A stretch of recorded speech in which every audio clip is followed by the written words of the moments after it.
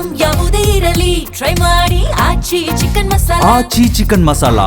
ಬೆಳಗಾವಿಯಲ್ಲಿ ಸಂಚಲನ ಸೃಷ್ಟಿಸುತ್ತಾ ಮಂತ್ರಿಗಿರಿಗೆ ಲಾಭಿ ಅನ್ನುವಂಥ ಪ್ರಶ್ನೆ ಇದೀಗ ಮುನ್ನೆಲೆಗೆ ಬರ್ತಾ ಇದೆ.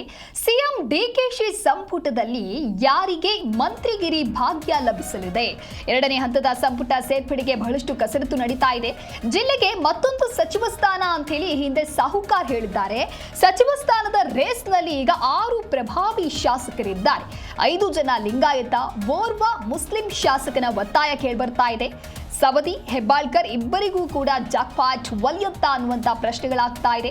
ಸವದಿಗೆ ಲಿಂಗಾಯತ ಕೋಟ, ಹೆಬ್ಬಾಳ್ಕರ್ಗೆ ಮಹಿಳಾ ಕೋಟ. ಇನ್ನು ಸವದಿ, ಹೆಬ್ಬಾಳ್ಕರ್ ನಾಯಕತ್ವವನ್ನು ಕಡೆಗಣಿಸುವಂತಿಲ್ಲ ಅಂತ ಹೇಳಿ ವರಿಷ್ಠರು ಕಡೆಗಣಿಸುವಂತಿಲ್ಲ ಅನ್ನುವಂಥ ಚರ್ಚೆಗಳೀಗ ಆಗ್ತಾ ಇದೆ. ಇನ್ನೊಂದು ಕಡೆ ಸಚಿವ ಸ್ಥಾನ ಸಿಕ್ಕೇ ಸಿಗುತ್ತೆ ಅಂತ ಸಚಿವ ಸತೀಶ್ ಜಾರಕಿಹೊಳಿ ಕೊಟ್ಟಿರುವಂಥ ಸ್ಟೇಟ್ಮೆಂಟ್ ಏನಿದೆ ಅದಕ್ಕೆ ಸಂಬಂಧಪಟ್ಟಂತೆ ಈಗ ಚರ್ಚೆಗಳಾಗ್ತಾ ಇದೆ.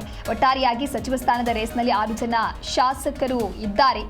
ಸವದಿ ಹಾಗೆ ಹೆಬ್ಬಾಳ್ಕರ್ ನಾಯಕತ್ವವನ್ನು ಕಡೆಗಣಿಸುವಂತಿಲ್ಲ ವರಿಷ್ಠರು ಅನ್ನುವಂಥ ನಿಟ್ಟಿನಲ್ಲೂ ಕೂಡ ಸದ್ಯಕ್ಕೆ ಚರ್ಚೆ ಆಗ್ತಾ ಇದೆ. ಈಗಾಗಲೇ ಸಿಎಂ ಡಿಕೆಶಿ ಸಂಪುಟದಲ್ಲಿ ಮೊದಲನೆಯ ಸಚಿವ ಸಂಪುಟ ನಡೆದು ಅದರಲ್ಲೂ ಕೂಡ ಬಹಳಷ್ಟು ಲಾಭಿಗಳನ್ನು ನಡೆಸಲಾಗಿತ್ತು. ಅದಾದ ನಂತರದಲ್ಲಿ ಇದೀಗ ಎರಡನೇ ಹಂತದ ಸಂಪುಟ ಸೇರ್ಪಡೆ ಆಗೋದಕ್ಕೆ ಸಾಕಷ್ಟು ಕಸರತ್ತುಗಳು ಕೂಡ ಆಗ್ತಾ ಇದೆ. ಕೆಲವೊಂದಿಷ್ಟು ಪ್ರಯತ್ನಗಳಾಗ್ತಾ ಇದೆ. ದೇವರ ಪೂಜೆಯನ್ನು ಮಾಡೋದಕ್ಕೆ ಕೆಲವರು ಮುಂದಾಗ್ತಾ ಇದ್ದಾರೆ. ಇನ್ನೊಂದು ಕಡೆ ಪ್ರತಿಭಟನೆಗಳ ಕೂಗು ಕೂಡ ಕೇಳಿಬರ್ತಾ ಇದೆ. ಒಟ್ಟಾರೆ ಬೆಳಗಾವಿ ಅಂತ ಬಂದಾಗ ಸಚಿವ ಸ್ಥಾನದ ರೇಸ್ನಲ್ಲಿ ಇದೀಗ 6 ಪ್ರಭಾವಿ ಶಾಸಕರ ಹೆಸರು ಕೇಳಿಬರ್ತಾ ಇದೆ. ಒಟ್ಟಾರೆಯಾಗಿ ಮಂತ್ರಿಗಿರಿ ಯಾರಿಗೆ ಲಭಿಸುತ್ತೆ, ಯಾರಿಗೆ ಒಲಿಯುತ್ತೆ ಅನ್ನುವಂಥ ಪ್ರಶ್ನೆ ಕೂಡ ಇದೆ. ಎರಡನೇ ಹಂತದ ಸಂಪುಟ ಸೇರ್ಪಡೆ ಇದೀಗ ಬಹಳಷ್ಟು ಕುತೂಹಲಕ್ಕೆ ಕಾರಣ ಆಗ್ತಾ ಇದೆ.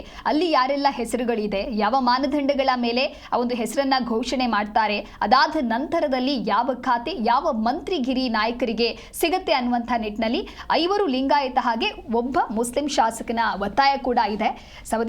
ಸವದಿಗೆ ಲಿಂಗಾಯತ ಕೋಟದಲ್ಲಿ ಅಂದ್ರೆ ಹೆಬ್ಬಾಳ್ಕರ್ಗೆ ಮಹಿಳಾ ಕೋಟ ಸಿಗತ್ತಾ ಅನ್ನುವಂತಹ ಚರ್ಚೆಯೂ ಕೂಡ ಸದ್ಯಕ್ಕೆ ಆಗ್ತಾ ಇದೆ. ಒಟ್ಟಾರೆ ಬೆಳಗಾವಿ ಜಿಲ್ಲೆಗೆ ಮತ್ತೊಂದು ಸಚಿವ ಸ್ಥಾನ ಸಿಗುವಂತಹ ಸಾಧ್ಯತೆ ಇದೆ ಅನ್ನುವಂಥ ನಿರೀಕ್ಷೆಯನ್ನ ಇಟ್ಕೊಂಡಿದ್ದಾರೆ. ಸಚಿವ ಸತೀಶ್ ಜಾರಕಿಹೊಳಿ ಅವರು ಇನ್ನೊಂದು ಸಚಿವ ಸ್ಥಾನ ಸಿಗತ್ತೆ ಅನ್ನುವಂಥ ವಿಶ್ವಾಸವನ್ನ ವ್ಯಕ್ತಪಡಿಸಿರುವಂತಹ ಹಿನ್ನೆಲೆಯಲ್ಲಿ ಸದ್ಯ ಈ ಟಾಕ್ಸ್ ಆಗ್ತಾ ಇದೆ. ಸಚಿವ ಸ್ಥಾನದ ರೇಸ್ನಲ್ಲಿ 6 ಶಾಸಕರ ಹೆಸರು ಕೇಳಿಬರ್ತಾ ಇದೆ. ಲಿಂಗಾಯತ ಸಮುದಾಯದಿಂದ 5 ಶಾಸಕರು ಸಚಿವ ಸ್ಥಾನಕ್ಕಾಗಿ ಒತ್ತಡ ಹಾಕ್ತಾ ಇದ್ದಾರೆ. ಒಟ್ಟಾರೆಯಾಗಿ ಇದು ಯಾವ ರೀತಿಯಾದಂತಹ ಪ್ರಭಾವವನ್ನ ಬೀರುತ್ತೆ ಅನ್ನೋದನ್ನ ಕಾದು ನೋಡಬೇಕಾಗತ್ತೆ. ಇನ್ನೊಂದು ಕಡೆ ಮುಸ್ಲಿಂ ಶಾಸಕನಿಗೆ ಸಚಿವ ಸ್ಥಾನ ನೀಡಬೇಕು ಅನ್ನುವಂತಹ ಬೇಡಿಕೆಯೂ ಕೂಡ ಇದೆ. ಲಕ್ಷ್ಮಣ್ ಸವದಿ ಮತ್ತು ಲಕ್ಷ್ಮಿ ಹೆಬ್ಬಾಳ್ಕರ್ ಇಬ್ಬರೂ ಕೂಡ ಈ ವಿಚಾರದಲ್ಲಿ ಏನಾದರೂ ಪ್ರತಿಭಟನೆ ಮಾಡಬಹುದು ಅಥವಾ ಆಂತರಿಕವಾಗಿ ಏನಾದರೂ ಲಾಭಿಯನ್ನ ನಡೆಸ್ತಾರಾ ಅನ್ನೋದನ್ನ ಕೂಡ ಕಾದು ನೋಡಬೇಕಾಗತ್ತೆ. ಸವದಿ ಅವರಿಗೆ ಲಿಂಗಾಯತ ಕೋಟಾದಡಿ ಸಚಿವ ಸ್ಥಾನ ಸಿಗುವಂತಹ ಸಾಧ್ಯತೆ ಇದೆ ಅನ್ನುವಂತಹ ಮಟ್ಟಿಗೆ ಇನ್ನು ರಾಜಕೀಯ ಒಳವಲಯದಲ್ಲಿ ಸಾಕಷ್ಟು ಚರ್ಚೆಗಳು ಆಗ್ತಾ ಇದೆ. ಲಕ್ಷ್ಮಿ ಹೆಬ್ಬಾಳ್ಕರ್ ಅವರಿಗೆ ಮಹಿಳಾ ಕೋಟಾದಡಿ ಅವಕಾಶ ಸಿಗಬಹುದು ಎನ್ನುವಂತಹ ಚರ್ಚೆ ಹೈಕಮಾಂಡ್ ಅಥವಾ ರಾಜ್ಯ ನಾಯಕತ್ವದ ಮಟ್ಟದಲ್ಲಿ ಯಾವ ರೀತಿಯಾಗಿ ಅಲ್ಲಿ ಚರ್ಚೆ ಆಗುತ್ತೆ, ಯಾರ ಪರ ಒಲವನ್ನ ತೋರಲಿದ್ದಾರೆ ಅನ್ನೋದು ಕೂಡ ಕಾದು ನೋಡಬೇಕಾಗತ್ತೆ. ಸವದಿ ಹಾಗೆ ಹೆಬ್ಬಾಳ್ಕರ್ ಇಬ್ಬರನ್ನ ಕೂಡ ಕಡೆಗಣಿಸೋದು ಕಾಂಗ್ರೆಸ್ ನಾಯಕತ್ವಕ್ಕೆ ಒಂದು ರೀತಿ ಕಷ್ಟ ಆಗುತ್ತೆ.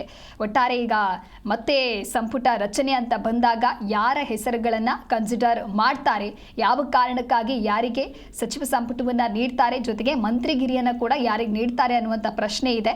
5 ಲಿಂಗಾಯತ ಹಾಗೆ ಓರ್ವ ಮುಸ್ಲಿಂ ಶಾಸಕನ ಒತ್ತಾಯ ಕೂಡ ಕೇಳಿಬರ್ತಾ ಇದೆ. ಆ ಒಂದು ಸಚಿವ ಸ್ಥಾನದ ರೇಸ್ನಲ್ಲಿ ಈಗ 6 ಪ್ರಭಾವಿ ಶಾಸಕರ ಹೆಸರು ಕೇಳಿಬರ್ತಾ ಇದೆ. ಮೊದಲ ಹಂತದ ಸಚಿವ ಸಂಪುಟ ರಚನೆ ಮಾಡಿದಂಥ ಸಂದರ್ಭದಲ್ಲೇ ಯಾವೆಲ್ಲ ಗೊಂದಲಗಳು ಆಯಿತು, ಅದರಲ್ಲೂ ಕೂಡ ಮಂತ್ರಿಗಿರಿ ನೀಡುವಂಥ ಸಂದರ್ಭದಲ್ಲಿ ಯಾವ ರೀತಿ ಜಟಾಪಟಿಗಳು ಆಯಿತು ಅನ್ನೋದನ್ನ ಗಮನಿಸಿದ್ವಿ. ಹಾಗಾಗಿ ಈ ಎಲ್ಲ ಅಂಶಗಳನ್ನ ಇಟ್ಟುಕೊಂಡು ಹೈಕಮಾಂಡ್ ವರಿಷ್ಠರು ಯಾವ ರೀತಿಯಾದಂತಹ ತೀರ್ಮಾನವನ್ನು ತೆಗೆದುಕೊಳ್ತಾರೆ ಕಾದು ನೋಡಬೇಕಿದೆ.